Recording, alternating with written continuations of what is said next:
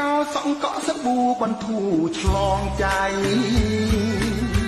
នារីភក្តីសេងចន្ទធារី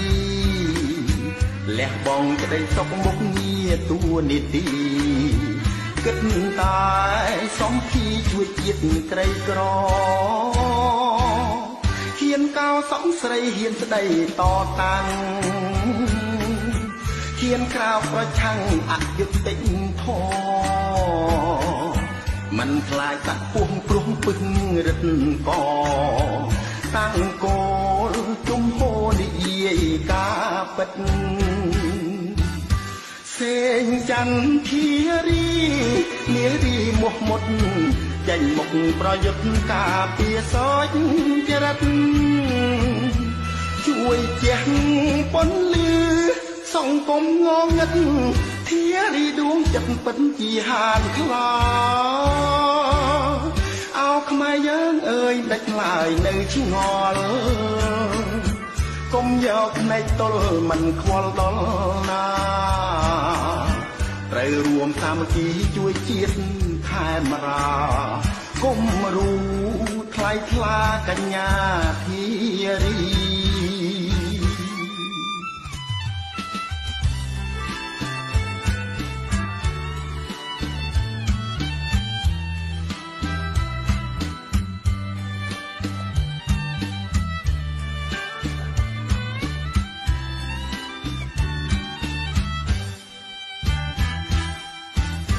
សេងចន្ទធារីនារីមោះមុតចេញមុខប្រយុទ្ធការពារសោចចរិតជួយជះពន្លឺសង្គមងងឹតធារីដួងចិត្តពិតជាហានខ្លាអោខ្មែរយើងអើយមិនដាច់ឡើយនៅឆ្ងល់កុំយកផ្នែកទល់មិនខ្វល់ដល់ណាត្រូវរួមសាមគ្គីជួយជាតិខែមរាកុំរូថ្លៃថ្លាសេងចន្ទធារី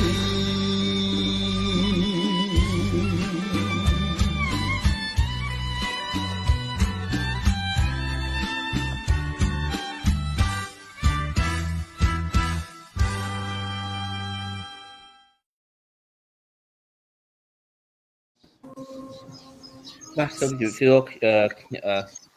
ខ្ញុំកណាសូមស្វាគមន៍ប្រគុណចាស់គ្រប់ព្រះអង្គសូមជម្រាបសួរបងប្អូនជនរួមជាតិទាំងអស់ពីចម្ងាយបាទថ្ងៃនេះគឺខ្ញុំមានកិត្តិយសបានជួបជាមួយនឹងវាគ្មិនពិសេសពីររូបគឺទី1កញ្ញាសេងចន្ទធារីគាត់គឺជាមេធាវីខ្មែរអាមេរិកាំងហើយគាត់ក៏ជាអ្នកបងប្អូនស្គាល់ហើយគឺជាអប្សរាដ៏ល្បីឈ្មោះបាទថ្មីនេះបាទហើយទី2គឺមិត្តភ័ក្តិរបស់ខ្ញុំបាទគឺលោក Daniel Kapka គាត់នៅជិតខ្ញុំហើយគាត់ក៏មានឈ្មោះនៅក្នុងសំណុំរឿងជាមួយនឹងបងកញ្ញាសេងចន្ទធារីផងដែរបាទអញ្ចឹងខ្ញុំនឹងឲ្យពួកគាត់ introduce yourself and then first ខ្ញុំជើញបងកញ្ញាសេងចន្ទធារី ជម្រាបសួរលោក Daly អរគុណបានបើកផ្លូវខ្ញុំចូលរួមនៅក្នុងការជជែកវែកញែកជាមួយបងប្អូនសូមក្រាបថ្វាយបង្គំព្រះធរៈនុធរៈគ្រប់ព្រះអង្គសូមគោរពបងប្អូនជនរួមជាតិនៅក្នុងស្រុកនៅក្រៅស្រុកពីចាស់នាមលោកគៀនស្វាយ A special hello to Daniel. Wow, I didn't realize I was in such great company, not only here, but also live. So thank you so much. It's my honor to be a part of this conversation this morning here in Cambodia. Yeah, absolutely. And, so good evening actually to you, to both of you, and good day to everyone who is following wherever you are in the world. Ring menten that man school look Daniel, look Daly and Aki ko school but I let him wait that you man chu create that live streaming. Yeah, ring up control. But okay, Bong, thank you, and our pleasure too. So let's see Daniel. Let's Daniel say hello and hi to everybody. Daniel. Hello, everybody out there. It's an honor to be in your presence. Hope you enjoy the show tonight. Yeah. Okay, Bong. គាត់សួរសុខទុក្ខទាំងអស់គ្នាគាត់ថាជាកិត្តិយសរបស់គាត់ដែលគាត់បានចូលរួមនៅក្នុងការជជែកវែកញែក live streaming ជាមួយយើងខ្ញុំដើរតួ2ព្រឹកនេះថ្ងៃនេះ ការចូលរួមជាវាគ្មិនផងហើយជួយបកប្រែឲ្យលោកតាខ្ញុំតិចតួចផងអូខេបាទអរគុណបង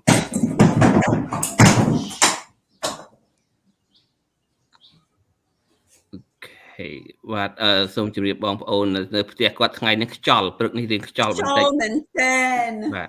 អូសំណាងអត់មានខូចអីសិនគ្រឿងបុរាណផងអូខេអីសន្ទុះអូខេបងប្រហែលជាបិទទ្វារប្រហែលជាកុំឲ្យខ្យល់ចូលឲ្យក៏មិនដែរបង maybe ខ្ញុំគិតថាលើអីប្រហែលអូខេបាទអីអូខេបង alright អញ្ចឹងថ្ងៃនេះយើងមានប្រធានបទជជែកពិភាក្សាគ្នាទី1គឺទៅនឹងការត្រៀមខ្លួនដែលធ្វើជាប្រធានអាស៊ានមួយហ្នឹងគឺយើងគឺមានលក្ខណៈឬក៏ការងារសកម្មភាពទាំងមើលអ្វីខ្លះហើយនឹងរឿងទី2យើងនឹងពិភាក្សាគ្នាអំពីរឿងសំណុំរឿងក្តីក្តាំងបន្តិចបាទឬក្នុងនោះគឺជាប់ឈ្មោះទាំងលោក Daniel រូបខ្ញុំហើយនឹងបងធីរីបាទពួកយើងនៅក្នុង list ដូចគ្នាបាទអញ្ចឹងជាកិច្ចចាប់ដើមខ្ញុំចង់អញ្ជើញបងស្រីសេងច័ន្ទធីរីមានប្រសាសន៍ពាក់ព័ន្ធទៅនឹងអ្វីដែលប្រធានអាស៊ានដែលគេត្រៀមនឹងប្រជុំថ្មីនេះហើយមានមួយទៀតគឺអាស៊ានជាមួយនឹងអាមេរិកបាទអាស៊ានជាមួយនឹងអាមេរិកនៅក្នុងខែ2ខាងមុខហ្នឹងក៏ហ៊ុនសែនក៏ទើបតែលើកយកមកនិយាយថ្មីហ្នឹងដែរអញ្ចឹងសូមអញ្ជើញបងសេងច័ន្ទធីរីចំណាប់អារម្មណ៍ទៅនឹងរឿងនេះបងបាទចាអរគុណច្រើនយើងដឹងហើយថានៅក្នុងរយៈពេល2-3អាទិត្យទៀតហ្នឹងចាប់ផ្ដើមខែមករា2022កម្ពុជាមានវេនធ្វើជាប្រធានអាស៊ានម្ដងទៀតមិនមែនមកពីលោកហ៊ុនសែនគាត់ឆ្នើមដែលគេឲ្យក្អីនឹងមកកម្ពុជាមែនតើមកពីសមាជិករាល់ឆ្នាំគេកាន់វេន10ឆ្នាំមុនយើងកម្ពុជាក៏កាន់វេនដែលនឹកឃើញឯពេលប្រធានាធិបតីអូបាម៉ាមកនៅក្នុងឆ្នាំ2012គាត់ធ្វើទស្សនកិច្ចមកពីកម្ពុជាកាន់វេនអាស៊ាននឹងបានចឹងពេលអ្នកណាគេកាន់ក្អីធ្វើជាម្ចាស់ផ្ទះអាស៊ានមានមុខមាត់មែនតែនពីព្រោះមានប្រជុំច្រើនហើយចូលឆ្នាំ2022នឹងក៏ចឹងដែរយើងសង្ឃឹមយើងរំពឹងថាប្រធានាធិបតី Joe Biden នឹងធ្វើទស្សនកិច្ចដែរចុងឆ្នាំក្នុងខែ10ខែ11អ្វីដែលខ្ញុំចង់លើកឡើងនឹងពេលកាន់ក្អីអាស៊ានមួយឆ្នាំមានមុខមាត់ពីព្រោះសិតតែប្រធានាធិបតីសិតតែនាយករដ្ឋមន្ត្រីពីពេញពិភពលោកគេចង់មកចូលរួមអាស៊ាននឹងហើយសូមរំលឹកឡើងវិញអាស៊ានមានសមាជិក10នៅក្នុងតំបន់អាស៊ីអាគ្នេយ៍បញ្ចឹងភាសាខ្មែរខ្លះយើងឮថាអាស៊ីជាទ្វីបដែលមានប្រទេសប្រហែល40ជាងបន្ទាប់មកមានតំបន់យើងហៅអាស៊ីអាគ្នេយ៍ South East Asia ហើយដល់ចឹងទៅយើងមានអាស៊ានជាភាសាកាត់ចេញពីអង់គ្លេស Association of Southeast Asian Nations ជាក្រុមផ្នែកសេដ្ឋកិច្ចហើយផ្នែកនយោបាយហើយមានប្រទេសមួយ Timor Leste ខាងកើតចាអត់ទាន់ចូលពេញទីទេគ្រាន់តែមានឋានៈជាអ្នកឃ្លាំមើលគេថា observer ណាអញ្ចឹងនៅក្នុងអាស៊ីអាគ្នេយ៍មានប្រទេស11ប៉ុន្តែនៅក្នុងក្រុមអាស៊ានមានសមាជិកត្រឹមតែ10ទេហើយ Timor Leste កំពុងចង់ដាក់ពាក្យចូលជាពេញទីប៉ុន្តែអត់ទាន់បានអញ្ចឹងហើយរបបផ្ដាច់ការលោកហ៊ុនសែននេះគាត់ចង់បានមុខមាត់ពីព្រោះគាត់ចង់មានរូបភាពចាប់ដៃឧទាហរណ៍សិតតែប្រធានាធិបតីមកពីអាល្លឺម៉ង់មកពីបារាំងមកពីអាមេរិកមកពីកាណាដាគាត់ចង់បានរូបថតនឹងបានអញ្ចឹងគាត់ឥឡូវកំពុងព្រួយអំពី Omicron ខ្លាចមានការខាំងទៀត ហើយឥឡូវគាត់ចង់បើកព្រំដែនមែនតើពីព្រោះគាត់អត់ចង់ឲ្យមានការប្រជុំតាម Zoom ចុះវាអត់សូវមានរូបមុខមាត់ដែលគេចាប់ដៃហើយយើងដឹងហើយគេអត់ចូលចិត្តគាត់មិនក្តោយក៏គេត្រូវការញញឹមដែរពីព្រោះគេបានចូលមកផ្ទះយើងហើយគេត្រូវការញញឹមហើយប៉ុន្តែគេក៏មានល្បិចទៅនឹកឃើញជាមួយប្រធានាធិបតីអូបាម៉ាគាត់ធ្វើស្ងប់គាត់ធ្វើស្ងាត់មែនតើមានន័យថានេះជាល្បិចនយោបាយអត់ពេញចិត្តណាគាត់អត់អាចក្រមើទេប៉ុន្តែគាត់ធ្វើដូចគាត់ធុញណាស់ឃើញចាប់លោក Andeli កាលនឹងចាំរូបភាពហ្នឹងឯងពេលអូបាម៉ាគាត់ស្ងាត់ឡើងវែងមនុស្សយើងដឹងហើយបើគេទូចបើគេស្ងាត់មែនតើណាគេធ្វើបន្តិចគេលាក់រួមនេះចង់បង្ហាញរូបភាពថាបាទគាត់ប៉ុន្តែបែបហ្នឹងចុងប៉ុណ្្នឹងសិនអ្វីដែលសំខាន់ពេលកម្ពុជាកាន់កៅអីជាអាស៊ានដែលមានមុខមាត់ទាញអារម្មណ៍ប្រធានាធិបតីហើយនាយករដ្ឋមន្ត្រីក្រសួងការបរទេសពីប្រទេសផ្សេងពិសេសមហាអំណាចមកចូលរួមហើយឆ្នាំនឹងមានឆ្នាំ2022លើកនេះមានសារៈសំខាន់ជាងមុនមកពីវត្តមានចិនហើយទាំងអស់គ្នាឥឡូវគេកំពុងព្រួយអំពីវត្តមានចិននៅអាស៊ីហើយពិសេសអាស៊ីអាគ្នេយ៍នឹងហើយពិសេសកម្ពុជាបានអញ្ចឹងនេះជាឆ្នាំ2022នេះដែលមានសារៈសំខាន់ហើយជាឱកាសសម្រាប់យើងហើយអ្វីដែលកំពុងកើតឡើងចំពោះខ្ញុំចំពោះលោក Daily ចំពោះអត់ដឹងថាទាំងយកចូលនឹងដែរនៅក្នុងពេលវេលាឥឡូវនឹងវាតេតិនកៅអីអាស៊ាននឹងដែរគ្រាន់យើងមើលពេលវេលាយើងដឹងថាវាតេតិនបានចឹងយើងអាចវែកញែកថែមទៀតនៅក្នុង1ម៉ោងបន្តិចបន្តួចដែលយើងមានជាមួយគ្នានឹងចាប់ប៉ុណ្្នឹងខ្ញុំចាប់អារម្មណ៍ទៅនឹងការលើកឡើងរបស់បងស្រីដែលថាហ៊ុនសែនគាត់ចង់បានរូបថតចាប់ដៃរូបថតទៅឈរជាមួយនឹងថ្នាក់ដឹកនាំពិភពលោកដទៃហេតុអ្វីបានជាគាត់ចាំបាច់ធ្វើអញ្ចឹងបងស្រីឬមួយក៏គាត់ដោយសារតែគាត់ភ័យខ្លាចដែលថាគាត់មិនមានភាពមិនស្របច្បាប់ក្នុងភាពជាមេដឹកនាំប្រទេសកម្ពុជាដែលប្លន់ស្លឹកឆ្នោតប្លន់គេនោះណាឬអានឹងមិនបានជាគាត់អីក៏ខំចង់បានអារូបអស់នឹងដើម្បីបង្ហាញគេម៉េះបងស្រីជាទូទៅយើងក៏គាត់មនុស្សសាមញ្ញយើងចង់មានរូបថតជាមួយអ្នកល្បីពិសេសដូចប្រធានា Joe Biden អ្នកណាគេមិនចង់បានជាទូទៅវាចឹងណាជាចរិតមនុស្សដែលយើងចង់ជាអនុស្សាវរីយ៍ឈរជាមួយអ្នកល្បីប៉ុន្តែចំពោះលោកហ៊ុនសែនពិសេសមកពីគាត់មានប្រជាប្រិយភាពនៅក្នុងប្រទេសរវាងប្រជាជនខ្មែរដែលគាត់កំពុងធ្វើបាបហើយទៅយកចិត្តអ្នកដទៃនឹងគាត់ចង់បានរូបភាពនឹងនៅក្នុងការបង្ហោះម្ដងហើយម្ដងទៀតថាមើលគាត់លយសិតតែគេមករកគាត់មិនត្រឹមតែ Joe Biden ប៉ុន្តែប្រធានាធិបតីមកពីអាល្លឺម៉ង់ផងមកពីជប៉ុនផងមកពីអូស្ត្រាលីផងហ្នឹងហើយដែលគាត់ជាអ្នកនយោបាយគេចង់បានរូបភាពចឹងហើយសិតតែពេលការចាប់ដៃនៅក្នុងភាពញញឹមទៀតណាគេស្អប់មិនគេស្អប់បែបណាក៏ដោយក៏គេអាចបង្ហាញភាពមុខកមើពីព្រោះគេមកក្នុងទឹកដីយើងបើអញ្ចឹងជារឿងធម្មតាទេទូទៅយើងឬគាត់ចង់បានរូបភាពនឹងប៉ុន្តែចំពោះគាត់ចង់មានកិត្តិយសហើយគាត់ចង់បង្ហាញឬលុបបំបត្តិវីដេអូដែលយើងធ្លាប់ឃើញពេលគាត់នៅអង្គុយអាយកោពេលគាត់ចូលប្រជុំជាមួយប្រធានាធិបតីថ្នាក់ខ្ពស់ម្ដងហើយគេបានធ្វើថតវីដេអូជាប់គាត់អង្គុយនៅអាយកោហ្នឹងគាត់ចង់លាងបំបត្តិរូបភាពនឹងដោយរូបភាពដែលគេមករយៈគាត់នៅក្នុងសម័យប្រជុំអាស៊ានដែលគាត់សង្ឃឹមថានឹងមានតាមមុខមាត់ផ្ទាល់មិនមែនតាម Zoom បាទអូខេបងអរគុណ thank you បងអាច briefly ប្រាប់បងលោក Daniel គាត់អត់ដឹងថាយើងនិយាយពីអីDaniel, you are so great. You are so patient. Deli was just asking me the significance of ASEAN chairmanship. And I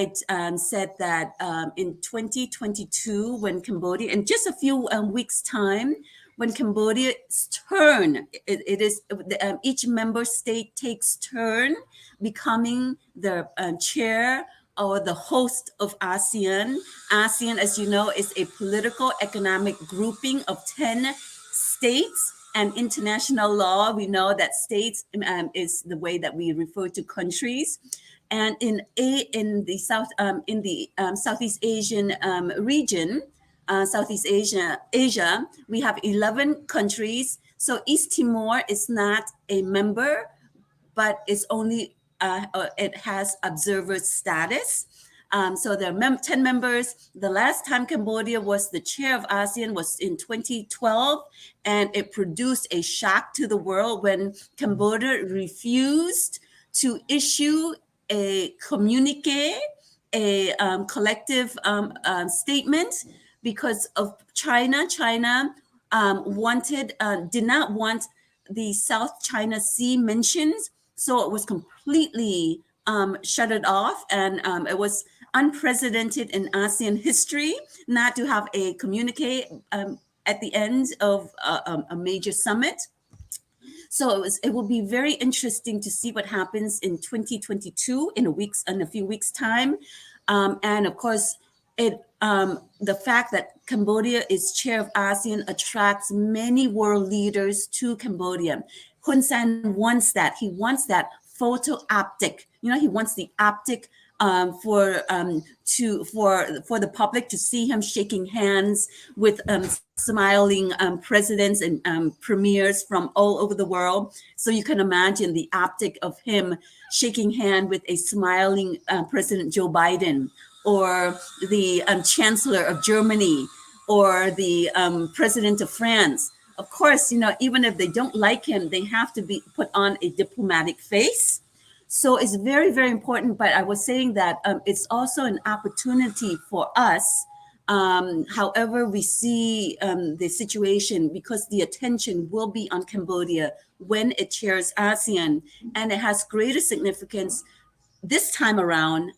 versus in 2022, which was already substantial,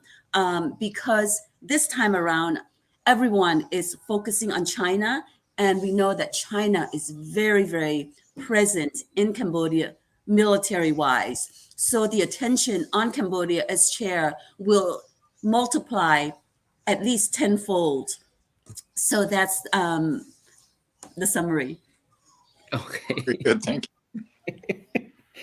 អូខេបាទអញ្ចឹងគាត់យល់ពីអ្វីដែលបងធារីគាត់បាននិយាយជាភាសាខ្មែរយើងមុនហ្នឹងហើយខ្ញុំចង់ជម្រាបបងប្អូនណែនាំបន្តិចពីព្រោះលោកDaniel ហ្នឹងគាត់គឺជាមិត្តភក្តិរបស់ខ្ញុំនៅ Dallas Texas ក្បែរគ្នាហើយការពីព្រឹត្តិការណ៍ថ្ងៃទី19ខែវិច្ឆិកាហ្នឹងគឺគាត់បានរួមដំណើរជាមួយខ្ញុំទៅបាងកក Thailand ជាមួយគ្នាដោយសារយើងជាមិត្តភក្តិរាប់អានគ្នាជិតស្និទ្ធខ្ញុំប្រាប់បញ្យល់ពីរឿងគាត់ខ្លះអំពីលោកប្រធានសំរងស៊ីបញ្យល់អំពីជនផ្ដាច់ការហ៊ុនសែនដែលបានរំលាយគណៈបកសង្គ្រោះជាតិហើយនឹងបានអោបដៃអោបជើងជាមួយនឹងប្រទេសចិនបាទអញ្ចឹងគាត់ដឹងពីរឿងនឹងត្រួសហើយគាត់បានសម្រេចចិត្តធ្វើដំណើរទៅជាមួយខ្ញុំត្រូវប៉ូលីសថៃប៉ូលីសអីខាត់ខ្លួនជាមួយគ្នាចូលប៉ុស្តិ៍ប៉ូលីសជាមួយគ្នាហើយក៏មានឈ្មោះគាត់នៅក្នុងបញ្ជីកោះហៅនៅក្នុងសំណុំរឿងរបស់តុលាការដោយបងស្រីធីរីដែរបាទឈ្មោះខ្ញុំក៏មានឈ្មោះគាត់ក៏មានបាទនៅក្នុងចំណោមមនុស្សជាង100នាក់ដែលគេកោះហៅប្រជុំគេហៅសាវនាការរួមបាទអាហ្នឹងដូចយើងឃើញសម័យខ្មែរក្រហមគេមានរំដៅសាកសពរួមបាទគេយកទៅមនុស្សធ្វើអីគេធ្វើរួមរំដៅកប់សាកសពរួមអាពាហ៍ពិពាហ៍រួមសម័យហ៊ុនសែនខុសគ្នាតែបន្តិចទេបាទគឺឥឡូវគេមានតឡាការកាត់ក្តីមនុស្សម្ដង40-50នាក់បាទឥឡូវខុសគ្នាទេបាទអូខេឥឡូវយើងបន្តទៅទៀតបងមានអ្វីបន្ថែមទៀតរឿងពាក់ព័ន្ធទៅនឹងរឿងប្រជុំអាស៊ានប្រធានបទទី1យើងមុននឹងយើងឈានចូលទៅដល់រឿងក្តីរបស់យើងទាំងអស់គ្នាអត់មានស្អីបន្ថែមប៉ុន្តែវាអាចតេតិនពេលយើងចូលរឿងសាច់រឿងសាវនាការទ្រង់ទ្រាយធំនឹងវាតេតិនដល់អាស៊ានតិចទេបាទអូខេបង So ឥឡូវខ្ញុំចង់សួរបងរឿង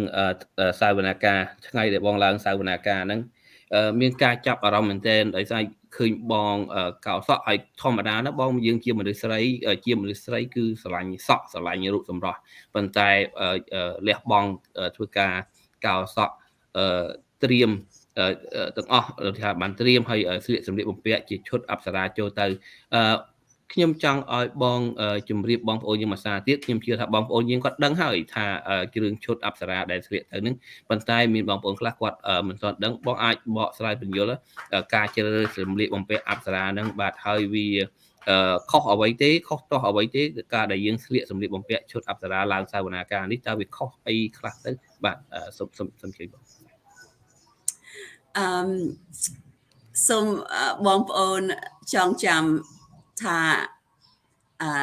សវនាការតឡាការជាលក្ខោនហើយជាលក្ខោននយោបាយបានចឹងយើងបានធ្លាប់បានឮហើយយើងបានឮច្រើនដងច្រើនសារថាអ្វីដែលលោកហ៊ុនសែនប្រើប្រព័ន្ធតឡាការនឹងជាឆាកលក្ខោនប៉ុន្តែខ្ញុំចង់គូសបញ្ជាក់តាមរូបភាពតែម្ដងបានចឹងខ្ញុំបានគេបានជំរុញឲ្យខ្ញុំសម្ដែងប៉ុន្តែសម្ដែងតាមរបៀបខ្ញុំនៅក្នុងការគូសបញ្ជាក់ថាជាលក្ខោននយោបាយចុះពេលយើងឮផងយើងឃើញផងយើងអាចថាមែនមានអ្នកណាគេស្លៀកពាក់បែបនឹងចូលតុលាការពិសេសខ្ញុំជាមីធីវីខ្ញុំដឹងតើរបៀបរបបធម្មតាយើងពាក់អាវស៊ូតយើងម៉ត់ចត់មើលម៉ាត់ប៉ុន្តែខ្ញុំក៏ម៉ត់ចត់មើលម៉ាត់នៅក្នុងន័យថាចង់រំលឹកដាស់តឿននៅក្នុងន័យមួយឲ្យឃើញច្បាស់លាស់តែម្ដងថាគុំនេះជាលក្ខោននយោបាយបានចឹងខ្ញុំហើយដែលគេបានជំរុញឲ្យខ្ញុំសម្ដែងហើយខុសពីតួសម្ដែងផ្សេងទៀតដោយតួសម្ដែងព្រះរាជអាជ្ញា prosecutor តួសម្ដែងចៅក្រម judge តួសម្ដែងឥឡូវគេមានមីធីវីតែងតាំងពីរបបនេះទៀតដែលមិនមែនជាការពីក្តីជាក់ស្ដែងប៉ុន្តែគ្រាន់តែឃើញរូបភាពថាគេបានផ្ដល់មីធីវីឲ្យលោកសំរងស៊ីឧទាហរណ៍លោកបងលោកស្រីលោកជំទាវ មូសុខួរឧទាហរណ៍ពួកគាត់ក៏តួសម្ដែងដែរប៉ុន្តែខុសពីតួសម្ដែងបែបនោះខ្ញុំមានប៉ារ៉ូមាន script ផ្ទាល់ខ្លួនរបស់ខ្ញុំនិពន្ធតួអង្គហើយតួអង្គព្រឹកនោះជាអប្សរាហើយខ្ញុំបានជ្រើសរើសអប្សរាពីព្រោះយើងដឹងហើយខ្ញុំបានជ្រើសរើសនិមិត្តរូប2ណាខ្ញុំជ្រើសរើសនិមិត្តរូបអប្សរាហើយខ្ញុំជ្រើសរើសនិមិត្តរូបក្នុងការកោសក់ពេលយើងកោសក់មានន័យថាយើងកាន់ទុកនឹងជាប្រពៃណីរបស់កម្ពុជាពេលយើងខ្ញុំមិនបាច់ប្រាប់បងប្អូនទេបានចឹងខ្ញុំជ្រើសរើសនិមិត្តរូប2នឹងដែលបងប្អូនយើងស្គាល់ច្បាស់ណាស់មួយជានិមិត្តរូបឲ្យស្ត្រីខ្មែរកំពូលល្អអត់ខ្ចោះហើយមួយជាការកាន់ទុកបានចឹងខ្ញុំបញ្ចូលទៅ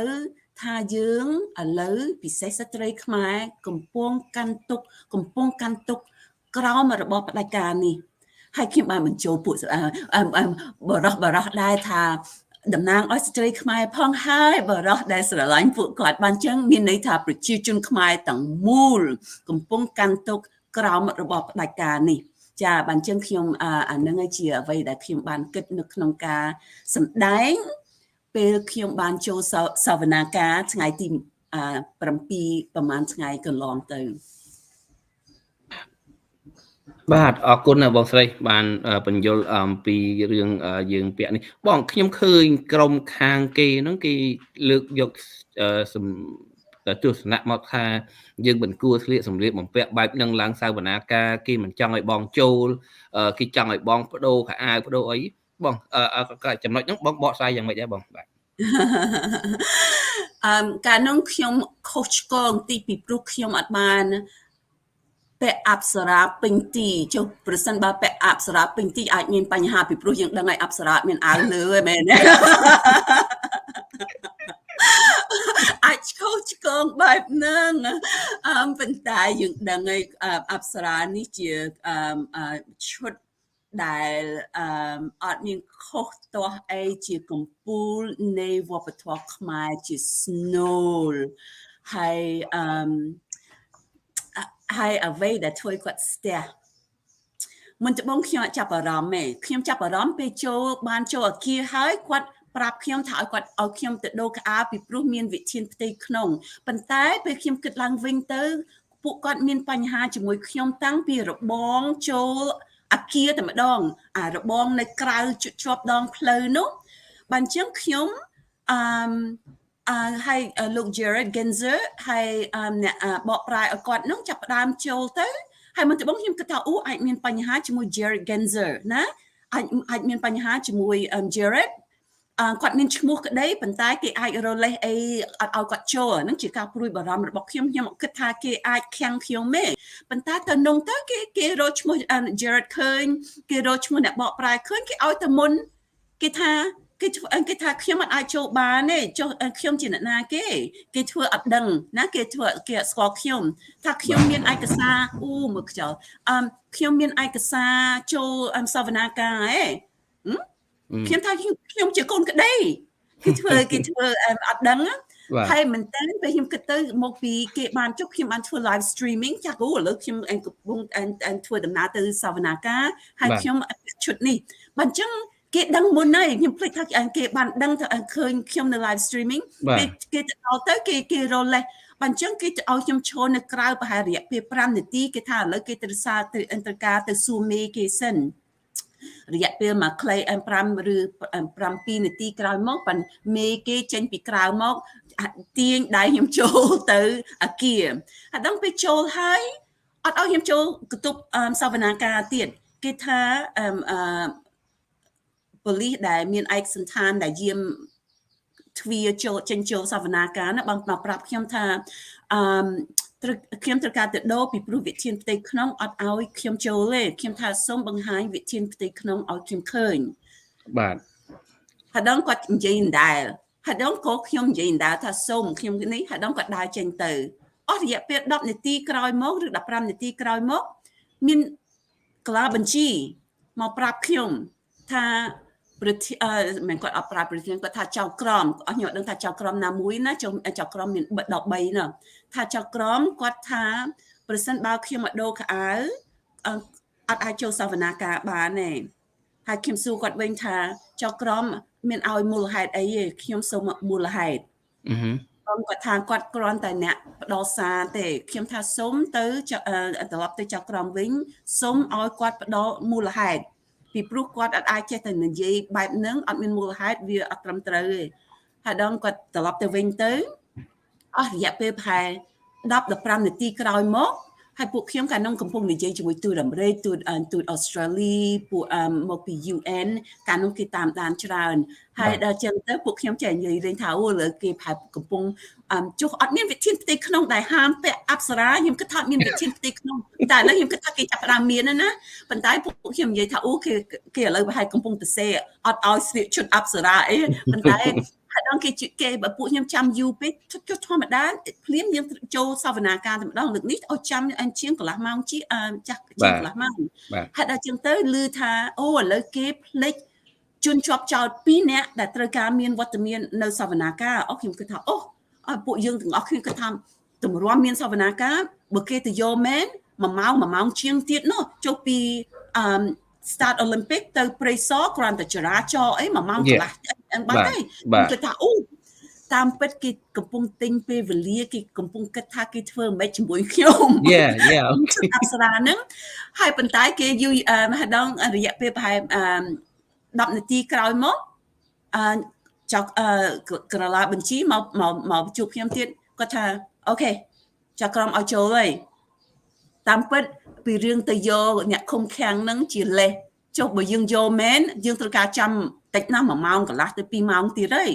ហើយដល់ជាងទៅបញ្ចូលសវនាការហើយដល់ព្រះរាជអាជ្ញាលើកពីរឿងឈុតអប្សរាហ្នឹងឡើងទៀតបាទអញ្ចឹងអប្សរាចេញជាប្រធានបទមួយនៅក្នុងការជជែកវែងប៉ុន្តែខ្ញុំគិតថាឥឡូវគាត់ចាប់ផ្ដើម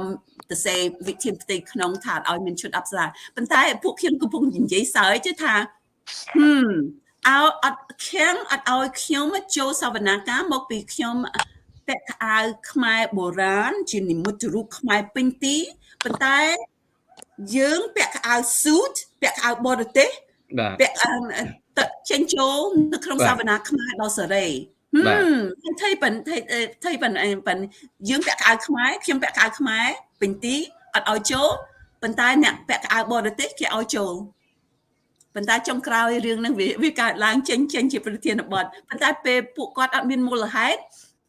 យើងងាយស្រួលបកស្រាយខ្ញុំចេះតែសួរថាសុំផ្ដល់មូលហេតុហើយពេលគាត់ផ្ដល់មូលហេតុគាត់ដឹងថាគាត់ត្រូវការធីបរឿងនឹងចោលបន្តចូលសាច់រឿងរបស់ពួកគាត់បាទអរគុណណាស់បាទបើអញ្ចឹងបងប្អូនបានឃើញហើយគាត់បានបកស្រាយច្បាស់លាស់ហើយអំពីការសម្រាប់ចិត្តស្លៀកពាក់សម្លៀកបំពាក់អប្សរាចូលទៅនេះគឺអត់មានខុសច្បាប់អ្វីទាំងអស់ពីព្រោះយើងស្លៀកសម្លៀកបំពាក់អាវក្រហ្សេខ្មែរយើងហៅអាវក្រហ្សេអាវធំអាវអីហ្នឹងសិតតែប្រពៃណីរបស់បារាំងបរទេសទេអប្សរាគឺជាសម្លៀកបំពាក់ប្រពៃណីខ្មែរហេតុអីគេពាក់កៅអៅបរទេសឡើងសាវនាការបានហើយយើងពាក់សម្លៀកបំពាក់ខ្មែរឡើងសាវនាការអត់បានបាទវាអត់សមហេតុផលបាទអញ្ចឹងគេនឹងត្រៀមធ្វើប្រហែលជាបងថាអញ្ចឹងវិធានការផ្ទៃក្នុងបន្ថែមការពារកុំឲ្យបងជប់អប្សរានឹងទៀតបាទអូខេឥឡូវយើងបញ្ជាក់អំពីរឿងលោក Daniel បាទគាត់នៅជាមួយខ្ញុំហើយខ្ញុំចង់អនុញ្ញាតបង្ហាញរូបបញ្ជីឈ្មោះដែលហេតុអ្វីបានជាមានវត្តមានលោក Daniel នៅក្នុងកម្មវិធីយើង show នេះបាទព្រោះគាត់បានធ្វើដំណើរទៅជាមួយខ្ញុំទៅប្រទេសថៃកាលពី9វិច្ឆិកាបាទ then បន្ទាប់មកមានប៉ូលីសហៅមានអីចឹងទៅគាត់ក៏ជាប់ឈ្មោះជាមួយពួកខ្ញុំទៅបាទឥឡូវខ្ញុំចង់បង្ហាញឲ្យឃើញធំបន្តិចបាទឈ្មោះរបស់គាត់នៅក្នុងសាវនាកន្លែងណាចេះរូបមួយណាបាទសូមអធិស្ឋានបាទអូខេខ្ញុំបង្ហាញរូបបាទមួយនេះខ្ញុំបាន highlight អូខេ again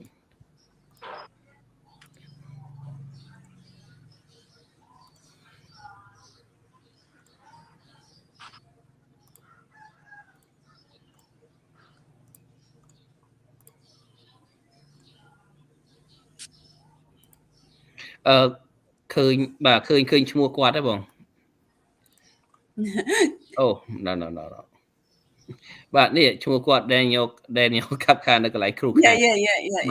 បាទនេះឈ្មោះខ្ញុំបាទឈ្មោះខ្ញុំហើយនឹងឈ្មោះគាត់នៅជាប់គ្នា Daniel កាប់ខាន Daniel ឯកសារអីគេហ្នឹងឯកសារអីគេហ្នឹងនេះគឺដកស្រង់ចេញពីសារព័ត៌មានដូចជា VOA បើតាមខ្ញុំខ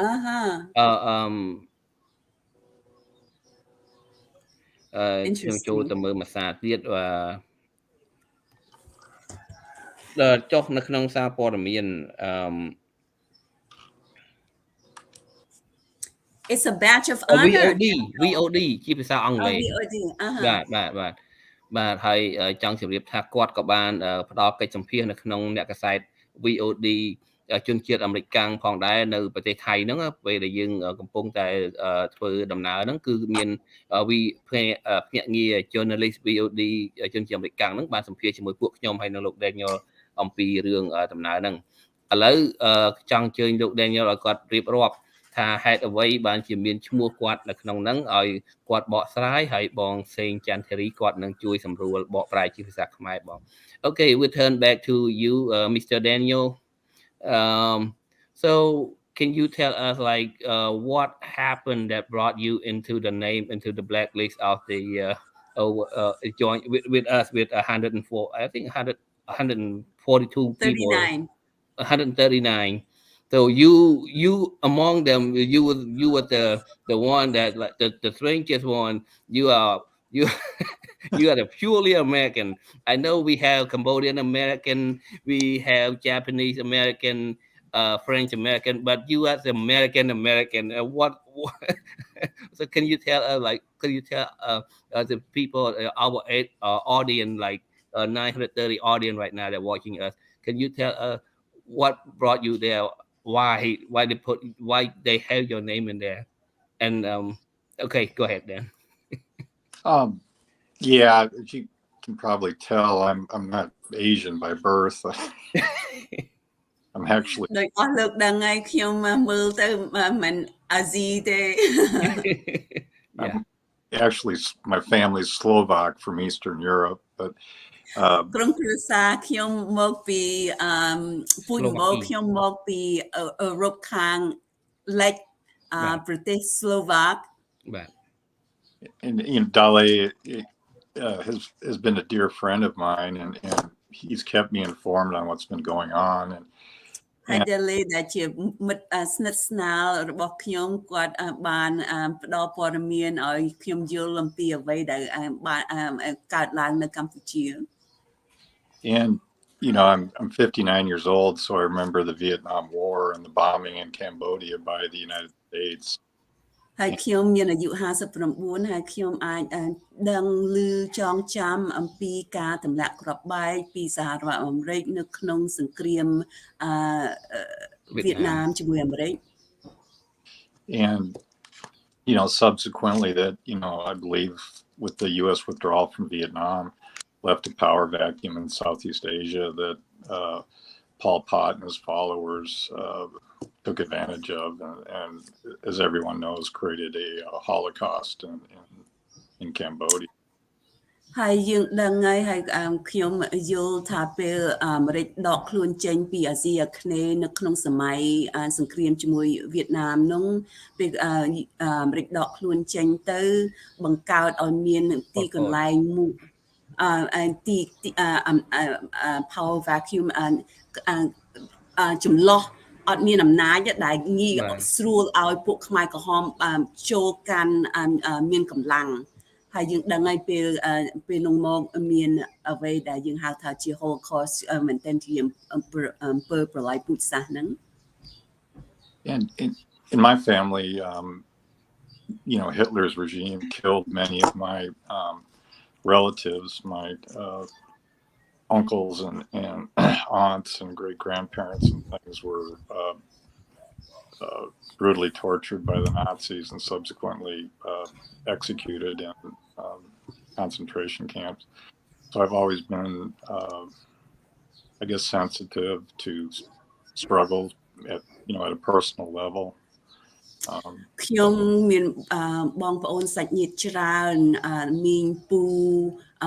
ដែលពួកណាតស៊ីអ៊ីក្លែរបានធ្វើជារណកម្មបានសម្លាប់បានចឹងធ្វើឲ្យខ្ញុំមានភាពរសើបចំពោះរឿងផ្សេងទៀតតេតិនបែបហ្នឹង But anyway, just to kind of fast forward to, and Dale asked me if I would be interested in, traveling to Cambodia for purposes of, Sam Rainsie's visit. I was, excited and Dale is a good friend and he has a young son and I thought maybe I could go along, for two reasons. One, for the purposes of Sam Rainsy, and the second for looking out for my friend, make sure he gets back home okay. Go ahead. ពេលដាលីប្រាប់ខ្ញុំអំពីទស្សនកិច្ចធ្នូ9នៅក្នុងការគាំទ្រដំណើរលោក Sam Rainsy ត្រឡប់មកកម្ពុជាវិញនោះគាត់ខ្ញុំមានភាពរំភើបថាចង់ទៅគាំទ្រលោក Sam Rainsy ដែរទី1ហើយទី2មែនតើក៏ចង់ទៅជួយគាំទ្រហើយមើលខុសត្រូវមិត្តស្និទ្ធស្នាលរបស់គាត់ជាលោក Dali ដែរបានចឹងមូលហេតុពីរនឹងដែលគាត់ជួយគាត់រំភើបនៅក្នុងការអមដំណើរទៅប្រទេសថៃនៅក្នុងឆ្នាំ2019នោះ So off we went, and after a long flight, we arrived in Bangkok, and like I said, the moment we kind of woke up after we got to the hotel there in Bangkok, we were noticing we were being followed by people, and they were making phone videos and taking pictures and so on, just right there in the hotel lobby. ពេលយើងធ្វើដំណើរហើយធ្វើដំណើរយូរហើយដឹងហើយពីអាមេរិកទៅបង្កក់វែងឆ្ងាយ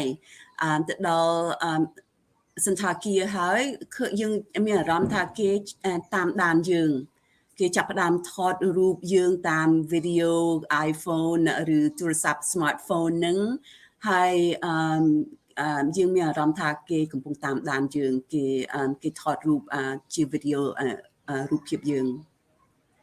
Yeah, and they were using, it was quite obvious, classic surveillance techniques where one undercover person would stay with us at one place, say the lobby, and then we went to a coffee shop, and another undercover agent picked us up there. And then, so kind of as we moved, we got new friends, if you will. អ្វីដែលគេពួកគិញនឹងយើងដឹងថាជាគិញដែលមែនតែនជាស្នៀតគិញដែលយើង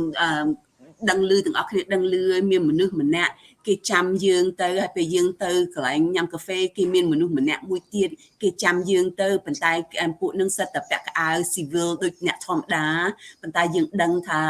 ពួកនឹងសិតតែគិញដែលកំពុងតាមដានយើងមានន័យថាមួយជំហានទៅមួយជំហានយើងមានអារម្មណ៍ថាគេតាមដានយើងគ្រប់ទីកន្លែងដែលយើងទៅ Yeah, it was quickly apparent they were afraid of our activities, even though our activities were nonviolent and peaceful. But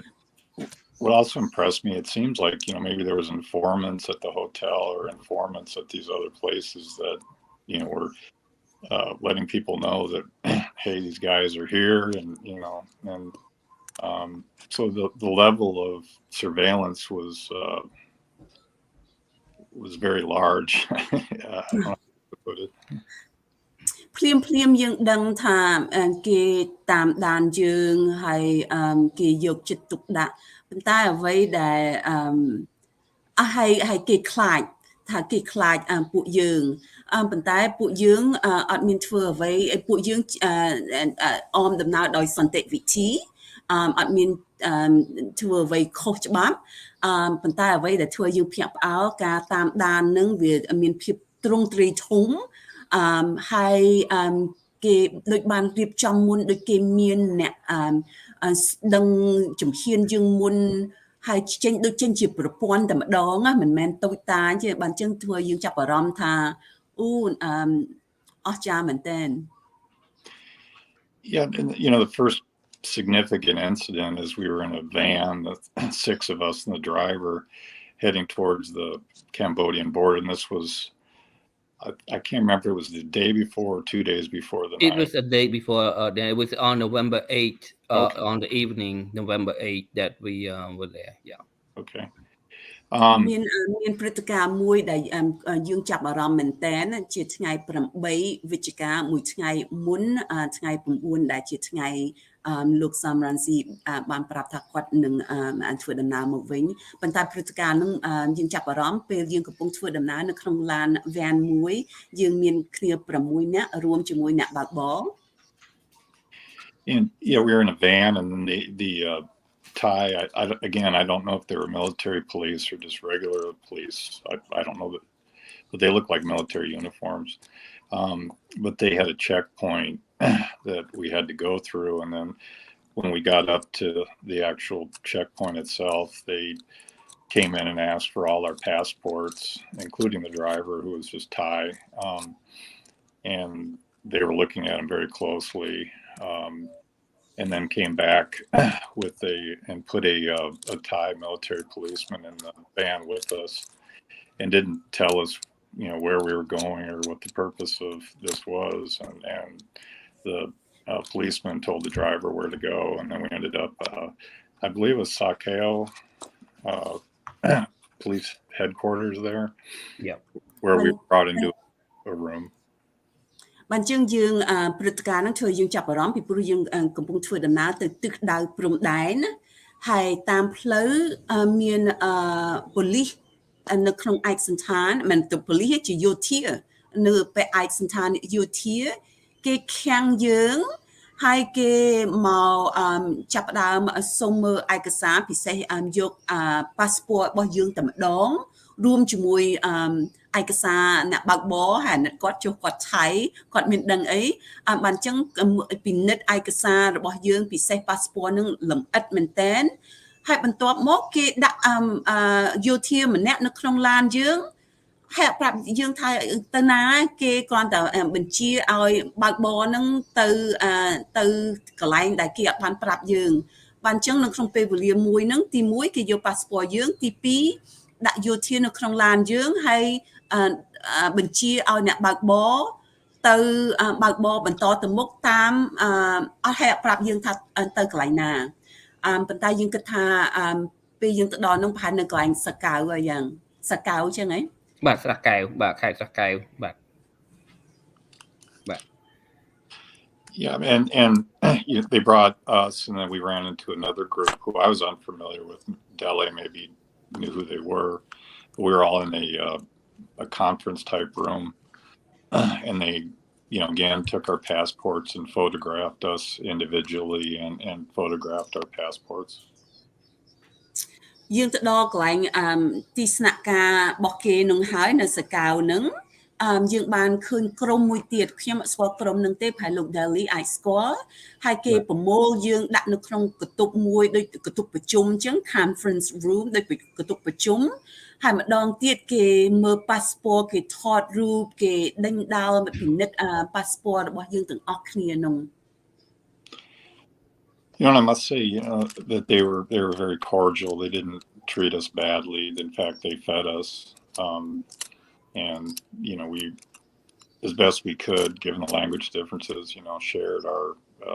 what we were doing and had some casual conversation with them while they did whatever they did. ខ្ញុំចង់បញ្ជាក់ថាមែនតើគេអត់មានធ្វើបាបយើងទេគេ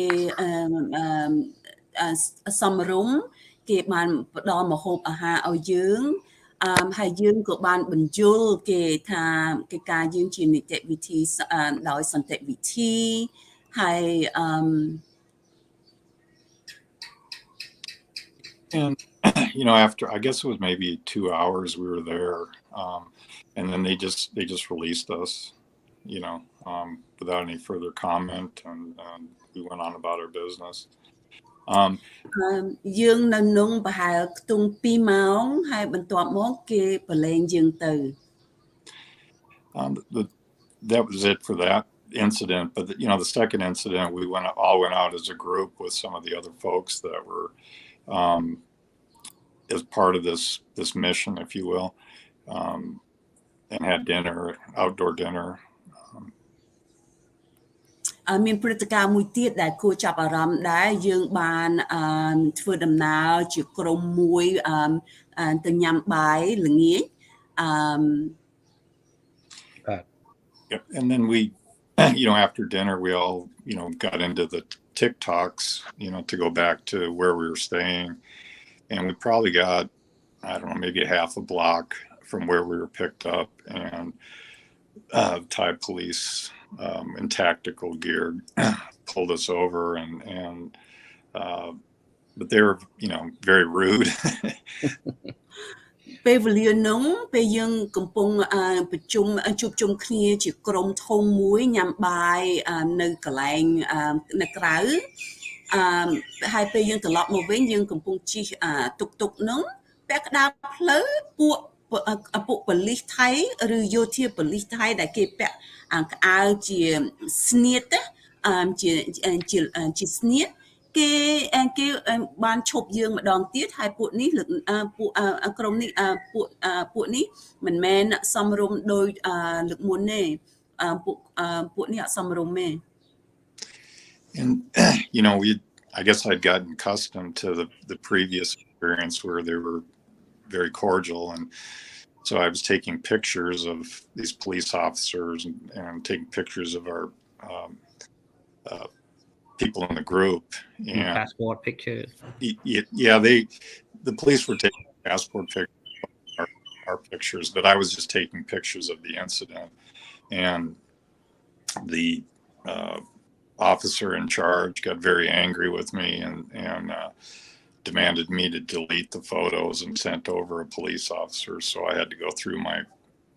photos on my phone and individually delete, and then I had to clear out my deleted file folder. លើកនេះចុះខ្ញុំ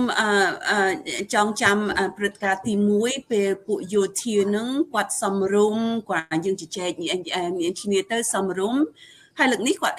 ខ្ញុំគិតថាអូពួកយោធានេះផែសំរុំដែរខ្ញុំក៏ចាប់ផ្ដើមថតរូបអំពីព្រឹត្តិការណ៍ដែលកើតឡើងនោះប៉ុន្តែមានមន្ត្រីមួយនោះប៉ូលីសមួយនោះមានអីខឹងខ្ញុំថាឈប់ថតត្រូវការលុបរូបភាពនឹងចោលបើអញ្ចឹងខ្ញុំត្រូវការលុបម្ដងមួយនៅក្នុងកាមេរ៉ានៅក្នុងទូរស័ព្ទកាមេរ៉ារបស់ខ្ញុំនឹងផងហើយនៅក្នុងកន្លែងដែលជាទុកជាទូទៅ Yeah, that was kind of the end of it. It sounded like when I was watching, they were talking to headquarters about what to do with us, and they just, like I said, gathered that photographic information and then let us go. មានអារម្មណ៍ថានៅក្នុងការព្រឹត្តិការណ៍នឹងគេកំពុងគិតថាគួរធ្វើអ្វីជាមួយក្រុមនេះគេមានការឆ្លើយឆ្លងជាមួយទីស្នាក់ការរបស់គេប៉ុន្តែយើងអត់ចេះភាសាយើងគ្រាន់តែស្មាននៅក្នុង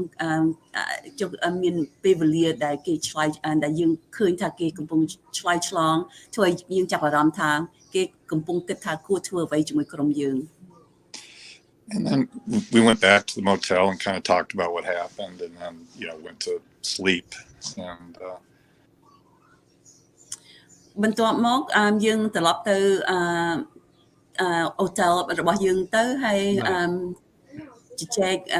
អំពីអ្វីដែលបានកើតឡើង បាទ Okay, and thenពេលហ្នឹងយើងក៏បានផ្ញើ email, right? Then we wrote the email, file a complaint to the U.S. Embassy in Bangkok, right? Yeah, well, actually, we did at that night, yes. And, we debated whether we needed to find a new place to sleep because of being followed, and decided to stay. And then the next morning we got up, and I didn't realize we were staying kind of across from the border police station, and they had all the troops out there for morning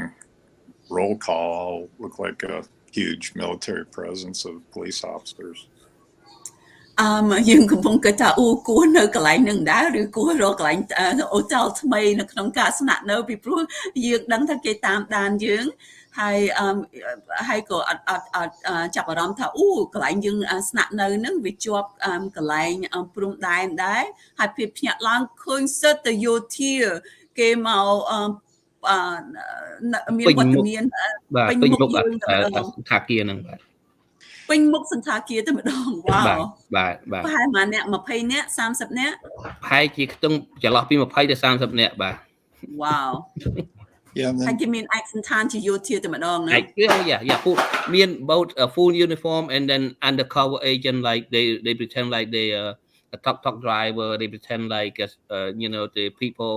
in the town, but they all have camera recording, clicking pictures and all that. Yeah, we had another group of 4 or 5 new friends that seemed very interested in what we were doing, and like Dele said, we're taking our pictures constantly. And yeah, but what an experience! Wow. ខ្ញុំដឹងទ្រុសប៉ុន្តែលើកទី1ដែលខ្ញុំបានឮការពិពណ៌នាមមួយជំហានទៅមួយជំហានបាទ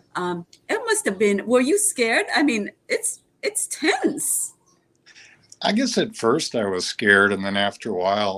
I'm a man of faith, and I turned it all over to God, and enjoyed what I could as a tourist, and then was as helpful as I could be with what we were doing. ខ្ញុំបានសួរគាត់ថាគាត់ព្រួយហើយខ្លាចទេពេលឃើញការខាំងយោធាពេញមុខចឹងគាត់ថាមិនត្បូងបន្តិចបន្តួចប៉ុន្តែចុងក្រោយគាត់មានជំនឿលើព្រះជាម្ចាស់ហើយធ្វើតាមដំណើរទៅ Yeah, and then kind of in closing, I mean, it really wonderful to meet some very nice, compassionate Cambodian people who I consider friends on that journey. They've all had, they were of my age and older that suffered through Pol Pot and loss of family members. And so I got to know at a personal level the struggles of some individuals that I have a great deal of respect for. And having survived that period of time in Cambodia and willing to go back into that sort of potentially hostile environment to try to do what they think is right and following their heart was it brought me to tears at times. ចំពោះខ្ញុំមែនទែនអ្វីដែលបានកើតឡើងធ្វើឲ្យខ្ញុំរីករាយហើយរំភើបពីព្រោះខ្ញុំបានស្គាល់មិត្តហើយបានជួបមិត្តខ្មែរអាមេរិកាំងដែលគាត់មានអាយុប្រហែលប៉ុនខ្ញុំហើយគាត់បានរងទុក្ខវេទនានៅក្នុងប្រវត្តិសាស្ត្រប៉ុន្តែគាត់នៅតែមានចិត្តមោះមុតនៅក្នុងការតស៊ូទាមទារឲ្យមានសេរីភាពឲ្យមានយុត្តិធម៌បើអញ្ចឹងពេលខ្ញុំឃើញអញ្ចឹងពេលខ្ញុំឃើញពួកគាត់កំពុងតស៊ូអញ្ចឹងនៅក្នុងពេលវេលាខ្លះធ្វើឲ្យខ្ញុំស្រក់ទឹកភ្នែក And then lastly, as we were leaving, to come back to America, we stopped at the embassy in Bangkok, and I spoke with the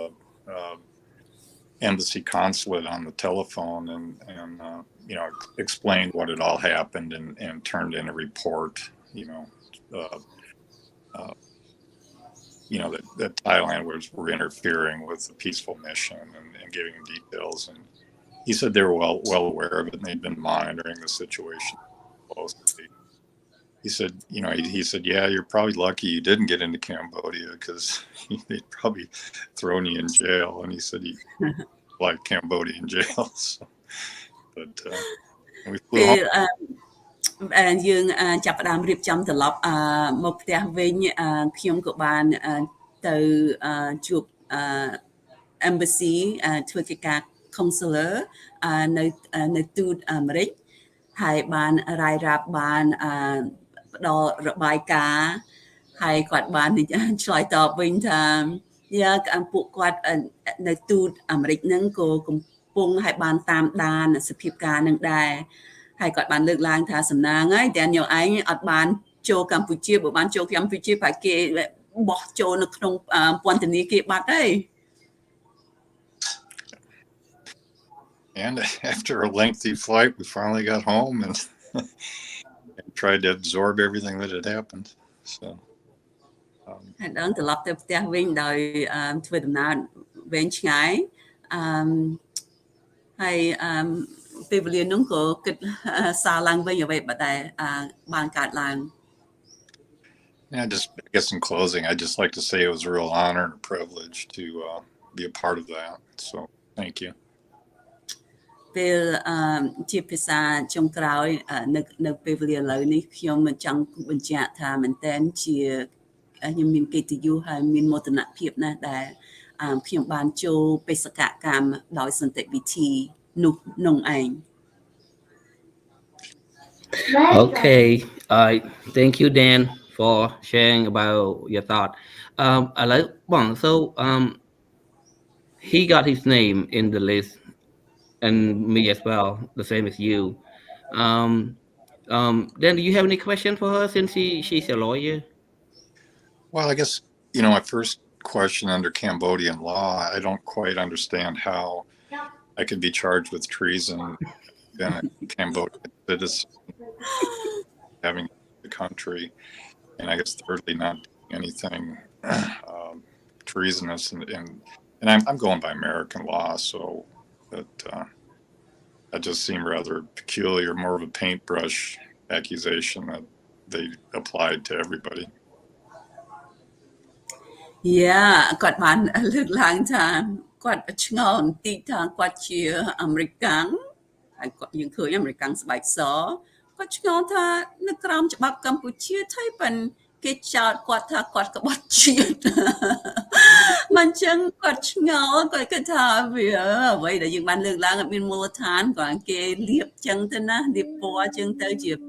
brush ចឹងទៅហើយyeah, so this is your point is exactly our point that we've been saying in many different ways. So thank you so much for emphasizing it from your perspective, which is only helping us to make it the larger point that this is baseless. for you is even more baseless that you're being charged with treason in Cambodia when there's no basis for anything. So we've been saying this from many different ways, and but you have helped us to summarize it in another unique way. So I'm really surprised that you're in this list. I have to look out for your name. ខ្ញុំក៏ភ្ញាក់ផ្អើលដែលមានឈ្មោះគាត់ពីព្រោះជាភាសាខ្មែរខ្លះខ្ញុំមើលអត់នេះដែរឥឡូវខ្ញុំសូមបញ្ជាក់អំពីករណីលោកDelhiខ្ញុំអាច summarize yes បាទ Okay ខ្ញុំសូមរំលឹកឡើងវិញហើយបញ្ជាក់ជាត្រួសត្រាសអំពីករណីទ្រង់ទ្រីធំនេះណាភាសាអង់គ្លេសថា mass trial នៅក្នុងប្រព័ន្ធលទ្ធិប្រជាធិបតេយ្យអត់អាចមាន mass trial ទេខ្ញុំតិចទៀតនឹងបញ្យល់ជាមូលហេតុអត់មានមួយសោះណាគេអាចមាន class action អានឹងរឿងផ្សេងពី mass trial មូលហេតុអីអត់អាចមាន mass trial នៅក្នុងប្រទេសដែលកាន់ខ្ជាប់លទ្ធិប្រជាធិបតេយ្យពីព្រោះនៅក្នុងនីតិវិធីច្បាប់ពេលយើងប្រជុំនឹងតុលាការយើងត្រូវការទី1ជាប្រជុំជាបុគ្គលហើយការចោទប្រកាន់លើយើងនឹងត្រូវការមានមូលដ្ឋានអង្គច្បាប់ has to be based in law the charge has to be based in law and នឹងអង្គហេតុ in facts ណាអ្វីដែលកើតឡើងគេត្រូវការប្រាប់យើងថាយើងខុសបែបហ្នឹងរួមជាមួយច្បាប់ណាគេប្រាប់ថានេះនៅក្នុងឯកសារដែលគេផ្ដល់ឲ្យយើងនឹងជាការចាប់ប្រកាន់នឹងត្រូវការមានអង្គច្បាប់ខុសច្បាប់ចំណុចណាហើយត្រូវការផ្ដល់ពិពណ៌នាថាយើងបានធ្វើអ្វីខុសអង្គហេតុ they have to tell us the facts in the charge ប៉ុន្តែអ្វីដែលពួកយើងកំពុងនិយាយនឹងហើយពិសេសពេលខ្ញុំបានឃើញឯកសារមិនមែនទាំងអស់ហើយអាត្រួសហ្នឹងគេគ្រាន់ដាក់ឈ្មោះយើងនៅក្នុងបញ្ជីគេអត់ឲ្យយើងអង្គហេតុអត់ប្រាប់ថាយើងធ្វើខុសអីទេឥ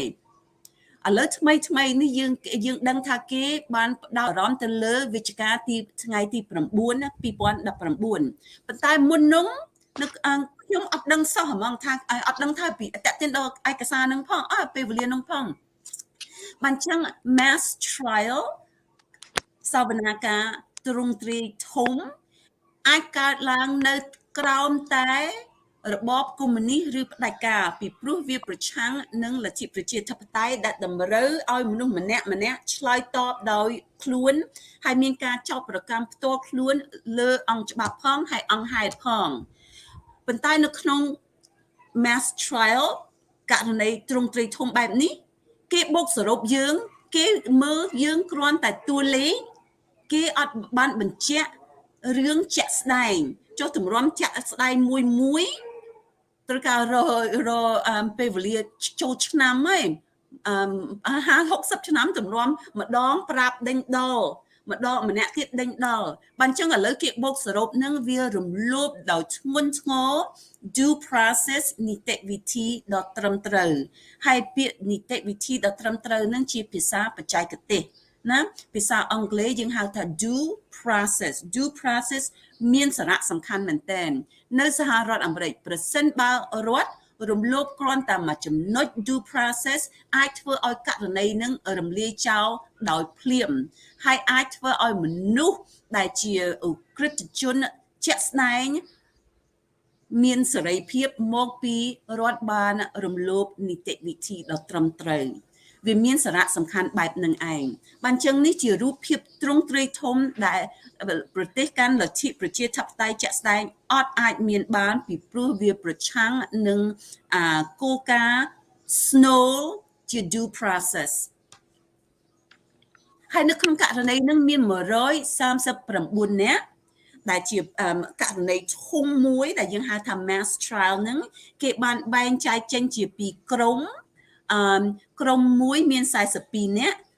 ដែលជាក្រុមដែលខ្ញុំមានវត្តមានហ្នឹងហើយក្រុមមួយទៀតមនុស្សសល់ហ្នឹងហើយយើងដឹងហើយមានគ្នាយើងច្រើននៅក្នុង139នាក់ហ្នឹងគាត់និរទេសខ្លួនហើយច្បាប់តម្រូវឲ្យគាត់មានវត្តមានប៉ុន្តែពួកគាត់ចង់ចូលប្រទេសវិញឲ្យមានវត្តមានចូលសវនាការ ប៉ុន្តែយើងដឹងហើយរបបផ្ដាច់ការនេះប្រឆាំងបានអញ្ចឹងប្រសិនបើមានសវនាការអត់មានវត្តមានរបស់គាត់នេះជាការរំលោភ due process មួយទៀតជា snowball ដែលធ្វើឲ្យរឿងនឹងមកខាក់បាត់ហើយបានអញ្ចឹងអ្វីដែលលោកDaniel បានលើកឡើងថាគាត់ឆ្ងល់យើងក៏ឆ្ងល់ដែរពីព្រោះវាអត់មានមូលដ្ឋានសោះនេះជាការច្នៃប្រឌិតនិពន្ធផ្នែកនយោបាយដែលជាលខោនបានអញ្ចឹងខ្ញុំចង់គូសបញ្ជាក់តាមរូបភាពថានេះជាលខោនពេលលខោនហើយគេចង់និយាយស្អីក៏បានដែរចុះវាមានភាពជាក់ស្ដែង Okay បង so យើងដឹងបង like នៅក្នុងអាមេរិកនៅក្នុងប្រទេសអាមេរិកនៅប្រទេសដែលគេគោរពច្បាប់when they send you a subpoena letter អាលិខិតអញ្ជើញឡើងតុលាការគេមិនដែលយកទៅបិទនឹងដើមឈើបិទនៅជាងទេ right បងគេ send សម្បត្តិនឹងមកផ្ទះយើង under your name and then only you that can open the letter only you to receive the letter គឺមានតែយើងដែលទទួលសម្បត្តិនឹងមិនអាចឲ្យទៅបងប្អូនឪពុកម្ដាយអីទាំងអស់បាទអាហ្នឹងហើយចុះlike me and Daniel we found out that later but after the media they say they put our name on the tree on the wall so what should we do since you're a lawyer can you tell us what we should do I'm laughing because it's that funny and it is laughable except when we think that this is real this is Kafkaesque this is communistic to the core this is លេងសើចប៉ុន្តែប៉ះពាល់ដល់ជីវិតជាក់ស្ដែងប៉ះពាល់ដល់សេរីភាពជាក់ស្ដែងហើយបានអញ្ចឹងពេលយើងចាប់ផ្ដើមនិយាយអំពីច្បាប់ច្រើនពេកទៅវាឈប់មានន័យហើយបានអញ្ចឹងខ្ញុំជាក់ស្ដែងខ្ញុំត្រូវការឆ្លើយតបតាមរបៀបច្បាប់ប៉ុន្តែនៅក្នុងន័យមួយនៅតែលខោនណានៅតែលខោនលោកលើកឡើង your question is rhetorical មានន័យថាចម្លើយនៅក្នុងសំណួរបាត់ហើយចុះអត់ត្រូវសំណួរការសួរនឹងជាចម្លើយរបស់លោកពីព្រោះលោកដឹងហើយវា there's no answer except that it's so obvious because it's so irregular it's a core violation of due process because there is a proper procedure មាននីតិវិធីត្រឹមត្រូវមួយជំហានទៅមួយជំហានទៅមួយជំហានមួយជំហាននៅក្នុងការផ្ដល់ឯកសារមួយជំហានទៀតនៅក្នុងសវនាការត្រូវការមានរបៀបបែបណាបានចឹងពេលយើងនិយាយអំពី due process នីតិវិធីដ៏ត្រឹមត្រូវជាជំហានហើយមួយជំហានមានត្រូវការច្បាប់បានចែងបែងចែងច្បាស់លាស់ណានៅក្នុងការផ្ដល់ឯកសារឲ្យនៅក្នុងការផ្ដល់ព័ត៌មានឲ្យណាត្រូវការមានការសញ្ញេត្រូវការធ្វើម៉េចបញ្ជាក់ថាអ្នកត្រូវការទទួលបានមែនហើយយើងត្រូវការសួរថាគ្រាន់តែបង្ហោះឬបិទនៅក្នុងដើមឈើនៅប្រទេសមួយទៀតហើយគាត់នៅប្រទេសមួយទៀតហ្នឹងវាសមហេតុសមផលឬអត់បានជាងជាការអស់សំណើចហើយពួកគាត់មែនតើមកពីគាត់ក្អេងក្អាងគាត់គិតថាគាត់ចង់ធ្វើបែបណាក៏បានដែរមិនបាច់ត្រូវការរៀបចំវាស្អាតពេកទេបានចឹងយើងឃើញឡើងកវេមកវាមនៅក្នុងការរៀបចំហើយគាត់អត់ទីមួយគាត់អត់ស្មានដល់ថាខ្ញុំនឹងឆ្លើយតបចុះគាត់គិតថារឿងនឹងវាចប់ហើយពេលខ្ញុំនៅការឆ្លើយតបហើយបើកហើយចាស់ពលឺទៅប៉ុន្តែយើងឃើញចាប់ផ្ដើមឃើញណានៅក្នុងសាធារណៈយើងដឹងផ្ទាល់ខ្លួនហើយថាវាអត់នេះអត់មិនប្រក្រតីប៉ុន្តែឥឡូវវាចេញជារូបភាពសាធារណៈហើយល្អដែលលោកចាប់អារម្មណ៍ហើយពួកលោកដែលមានបណ្ដាញ live streaming ដែលមានឥទ្ធិពល sphere of influence មនុស្សច្រើនដែលចូលរួមស្ដាប់នឹងជាការមែនតើ it's educational ជាការអប់រំនៅក្នុងការបញ្យល់តាមករណីជាក់ស្ដែងកុំធ្វើបែបនេះជាច្បាប់បានជាការអស់សំណើចប៉ុន្តែវាមិនមែនវាប៉ះពាល់ដល់ជីវិតហើយសេរីភាពជាក់ស្ដែង Okay then I'm gonna have another question to her for both of us so okay when they send us the letter when they send us no, not send us, they never send us the letter. Okay, they post a name. So why can't they send us a letter? So how are they gonna send us a letter through? Do they have to contact the U.S. government? Because since you are American, I'm American Cambodian. If they want to do it correctly, Miss Terry, should they send it through? Should they contact the U.S. official first and then get us the subpoena later? ខ្ញុំចង់សួរគាត់ថាបើសិនជាយើងតាក់ទងតាមផ្លូវច្បាប់មែនតើរដ្ឋាភិបាលហ៊ុនសែននឹងគួរតែតាក់ទងរដ្ឋាភិបាលអាមេរិកដើម្បីបញ្ជូនលិខិតនៃការតុលាការហ្នឹងមកដល់ខ្ញុំហើយនឹងលោក Daniel ទេបាទអញ្ចឹងសូមជឿបងសេរីបាទ ការផ្ដល់ព័ត៌មាន to give notice អានឹងក៏ជាទូទៅណាខ្ញុំត្រូវការមើលនីតិវិធីនឹងសម្រាប់ចុះនៅក្នុងនីតិវិធីសម្រាប់ដូចខ្ញុំនៅកម្ពុជាត្រូវការមានការផ្ដល់ប្រសិនបើគេដឹងទីកន្លែងខ្ញុំហើយត្រូវការធ្វើម៉េចឲ្យចាក់ស្ដែងខ្ញុំទទួលបានព័ត៌មាននឹងបើអញ្ចឹងអាចចំពោះលោកអាចតាម Facebook ប្រសិនបើគេផ្ដល់តាម Messenger ឬគេមាន email របស់លោកគេអាចផ្ដល់តាមនឹងបានធ្វើម៉េចឲ្យបញ្ជាក់ថាលោកទទួលបានពីរឿងការធ្វើតាមទូតឬcounselor អីអានឹងខ្ញុំគិតថាប្រហែលអត់បាច់ទេប៉ុន្តែយើងដឹងហើយជួវាមានភាពមិនប្រក្រតីច្រើនពេកទៅពិបាកនិយាយប៉ុន្តែចំណុចចុងក្រោយធ្វើម៉េចឲ្យអ្នកគេចង់ឲ្យទទួលនឹងវាមានភាពសមហេតុសមផលនីតិវិធីនឹងមានភាពសមហេតុសមផលថាគាត់នឹងទទួលបានមែនណាគាត់នឹងទទួលបានមែនហើយឥឡូវមកពីយើងមានប្រព័ន្ធទំនើបតាម email តាមអាច Facebook អាច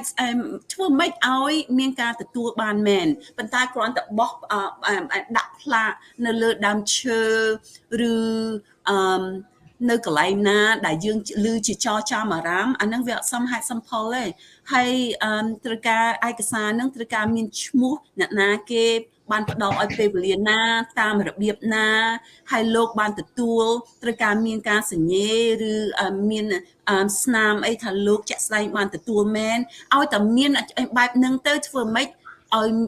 គេឃើញថាលោកបានទទួលមែនវាត្រឹមត្រូវហើយអាចប្រើប្រព័ន្ធទំនើបបានអាចតាម Telegram អាចតាម Messenger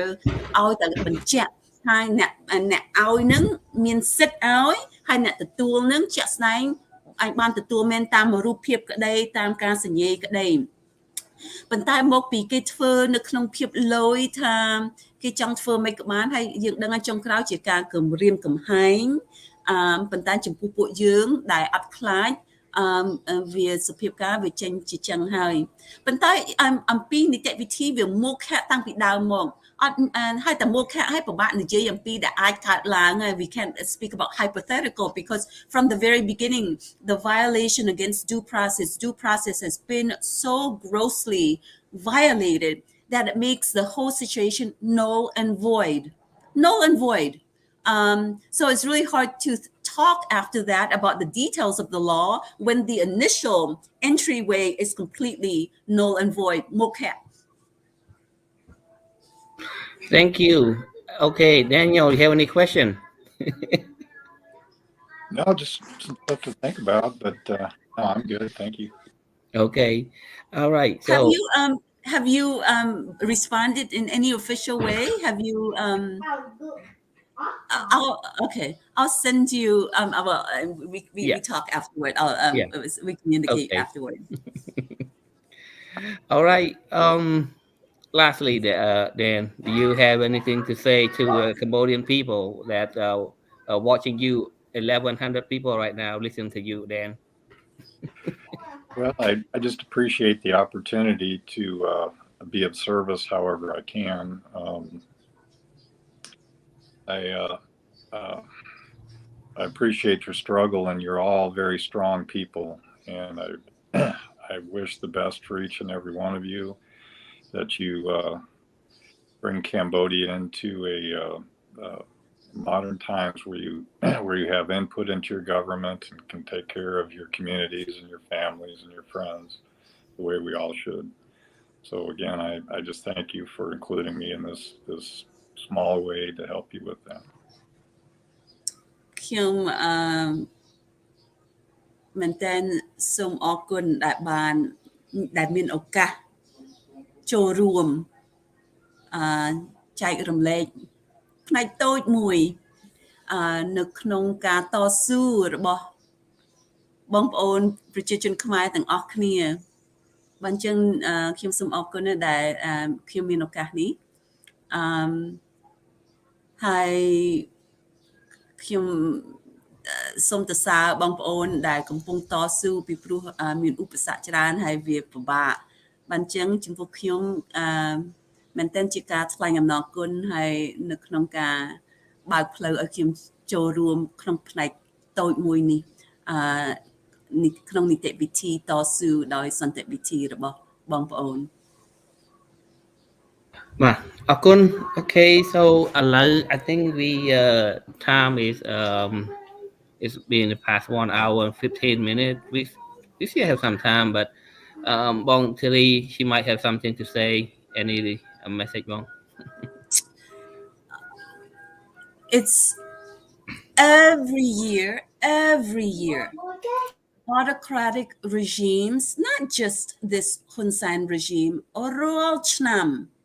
របបផ្ដាច់ការពីពេញពិភពលោកមិនត្រឹមតែរបបផ្ដាច់ការហ៊ុនសែននេះទេគេប្រើពេលវេលាខែ11ហើយខែ12ដែលពិភពលោកកំពុងមមាញឹកនៅក្នុងការប្រព្រឹត្តអំពើខុសខើបន្ថែមលើសពីធម្មតាពីព្រោះគេដឹងថាពិភពលោកអត់សូវចាប់អារម្មណ៍មកពិភពលោកច្រើនតែមានបុណ្យធំច្រើនតែប្រជុំជាមួយក្រុមគ្រួសារច្រើនតែធ្វើដំណើរពីប្រទេសមួយទៅប្រទេសមួយEvery year autocratic regimes uses November and December to accelerate their dark deeds, knowing the world is celebrating many holidays and are taking time off for vacation. There are a lot of family time, for example, beginning with Thanksgiving in America or in Canada or Australia, and other people have taken on that tradition. And then, of course, in December, ហើយពិសេសនៅក្នុងខែ12ដែលយើងមានពិសេសបុណ្យ Christmas ដែលពិភពលោកសកលលោកអបអរសាទររួមជាមួយចូលឆ្នាំថ្មី New Year's Eve ហើយបានចឹងយើងត្រូវការមើលសភាពការ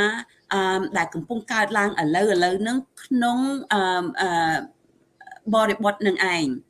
ដែលគេកំពុងឆ្លៀតឱកាសយកពេលវេលានឹងធ្វើលើយើងគេនៅក្នុងភាពសម្ងាត់ចុះអត់សូវមានមនុស្សតាមដានបានចឹងគេដាក់ថ្ងៃ28ចំពោះខ្ញុំរវាង Christmas ហើយ New Year នៅប្រទេសកម្ពុជាដែលមានស្ថាប័នមានអង្គការច្រើនដោយ international NGOs many of the foreign staff បុគ្គលិកពួកបរទេសគេត្រឡប់ទៅប្រទេសគេវិញហើយចុះគេឆ្លៀតពេលវេលានឹងគេយកវ៉ាកងមួយអាទិត្យពីរអាទិត្យទម្រាំគេមកវិញពាក់កណ្ដាលខែមករានៅបានគេច្រើនតែមកវិញបានចឹងនៅក្នុងន័យនឹងដែលរបបផ្ដាច់ការទូទៅប៉ុន្តែនេះគេយកឱកាសនឹងមកដាក់ឲ្យខ្ញុំឯកោគេឲ្យខ្ញុំចូលតែម្នាក់ឯងផងហើយឯកោបានចឹងប៉ុន្តែខ្ញុំនឹងចូលរួមចាក់ស្ដែងខ្ញុំនឹងមានវត្តមានហើយប៉ុន្តែខ្ញុំចង់ឲ្យបងប្អូនចងចាំឆ្នាំ2022ជាឱកាសសម្រាប់យើងពីព្រោះនឹងមានប្រធានាធិបតីនឹងមាននាយករដ្ឋមន្ត្រីច្រើនដែលធ្វើទស្សនកិច្ចប្រសិនបើមានអូមីក្រានដែលខាំងបិទព្រំដែននឹងធ្វើទស្សនកិច្ចមកកម្ពុជាយើងអាចទាញអារម្មណ៍គេបានចឹងខ្ញុំកោសក់ហើយខ្ញុំនឹងទុកឥឡូវចាប់ផ្ដើមមើលមួយថ្ងៃដូវវិញហើយខ្ញុំនឹងកោគ្រប់ពេលវេលាតិចណាស់ក្នុងរយៈពេល1ឆ្នាំពេញ2022ខ្ញុំនឹងកោគ្រប់ពេលវេលាពិសេសពេល Joe Biden មកយើងអាចរៀបចំធ្វើយុទ្ធនាការដាស់តឿនអារម្មណ៍ប្រធានាធិបតីនាយករដ្ឋមន្ត្រីពាសពេញពិភពលោកដែលនឹងមានវត្តមាននៅកម្ពុជាបានជើងបងប្អូនត្រៀមខ្លួននៅក្នុងការចូលរួមពីព្រោះយើងត្រូវការកម្លាំងទាំងអស់គ្នាណា ចំពោះខ្ញុំការតស៊ូមតិរបស់ខ្ញុំតាមរូបភាពខ្ញុំនឹងអត់មានសក់តងោគ្រប់ពេលវេលាដល់ចុងឆ្នាំ2022អាចតទៅមុខទៀតប៉ុន្តែនេះជារបៀបខ្ញុំស្នើឲ្យបងប្អូនចូលរួមតាមរបៀបរបស់បងប្អូនហើយពេលវេលាមានសារៈសំខាន់ណាស់បងប្អូនប្រសិនបើមានឱកាសមកហើយឥឡូវខ្ញុំប្រាប់ថាឆ្នាំ2022នេះជាឱកាសហើយយើងអត់ប្រើពេលវេលាយើងវាអាចផុតណាក្រមានមនុស្សសំខាន់ដែលយើងចង់ឲ្យដឹងឮពីរឿងសភាពការនៅកម្ពុជាធ្វើទស្សនកិច្ចមកកម្ពុជាណាពេលគេមកហើយសូមឆ្លៀតឱកាសហ្នឹងប្រាប់រឿងយើងទៅគេទៅតាមរបៀបដែលយើងអាចប្រាប់បានតាមចំពោះខ្ញុំដាស់តឿនអារម្មណ៍គេតាមការកោសក់ប៉ុន្តែបងប្អូនយើងអាចមានសភាពការផ្សេងទៀតប៉ុន្តែមិនក្តោយបងប្អូនត្រូវការចូលរួមនេះជាឱកាសខ្ញុំអត់ដាស់តឿនឲ្យបងប្អូនចូលរួមគ្រប់ពេលវេលាទេប៉ុន្តែឆ្នាំ2022ជាឱកាសកុំឲ្យឱកាសនឹងផុតណាបើអញ្ចឹងបងប្អូនសូមត្រៀមចូលរួមគ្រប់ពេលវេលានៅក្នុងឆ្នាំ2022នេះ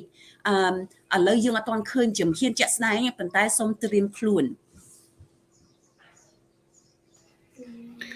But okay, I think we probably will have another conversation later on, and it's such a great honor for you guys, especially Miss Sanctuary and Daniel, for spending time with us and tell us what's going on. And Bong Thierry, thank you so much for what you did, and it is really bold for what you did last week. Well, I'm glad it surprised everyone because that was the whole idea. The whole idea was to turn around. Right. Okay. Well, Daniel, he also watching what's going on too. Because I sent him the story on the media, so he watching you. So, okay. I said the idea was to surprise, so I'm glad it was a surprise. So it achieved the purpose. My purpose was to surprise. Yeah. Okay. So អរគុណបងប្អូនទាំងអស់ដែលបានចូលរួមតាមដានទូទួលមនសិការអរគុណបងសេងធារី Thank you Daniel. We'll talk to you guys later whenever we get a chance again. And thank you Dan for being a very good friend. And okay, so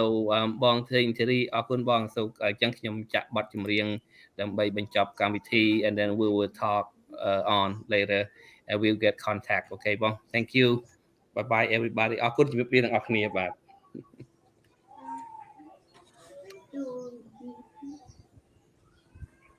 ខ្ញុំរកចម្រៀងចាក់ជូនបងប្អូនបាទ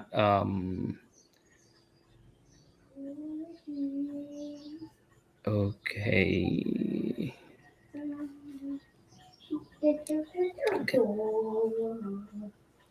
Daddy, look. Away. There's an only more. ខ្ញុំរកមកបទអត់ទាន់ឃើញមិនដឹងជាបទអីមានបទច្រើនដែរអូខេបទនេះគាត់ច្រៀងតាមបទលំនាំដើមប៉ុន្តែមានអត្ថន័យល្អអញ្ចឹងសូមអរគុណជំរាបលាបង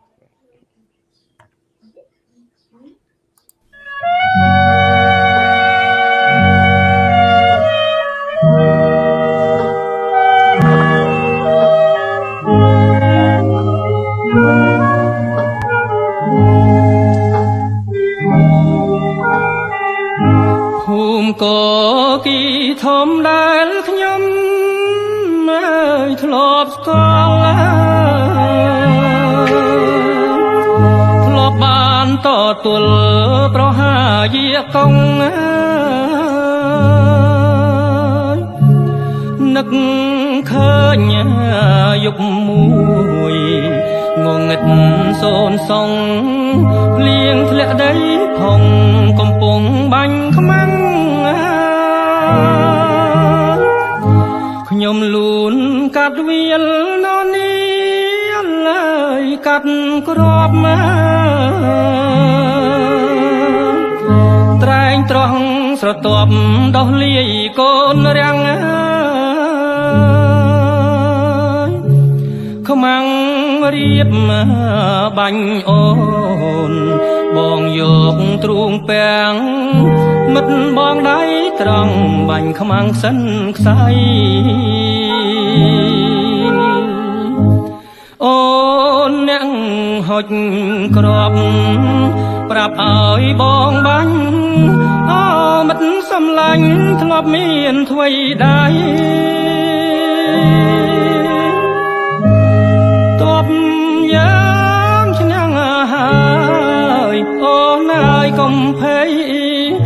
យើងបានជោគជ័យលើពួងសត្រូវភូមិកគីធំជំរុំយុទ្ធជនណានៅពេលសាយ័ន្តដេញខ្មាំងអងទៅបងប្អូនជាតិខ្មែររាប់រកស្រែកហៅដំណតទៅជាតិសុខសាន្ត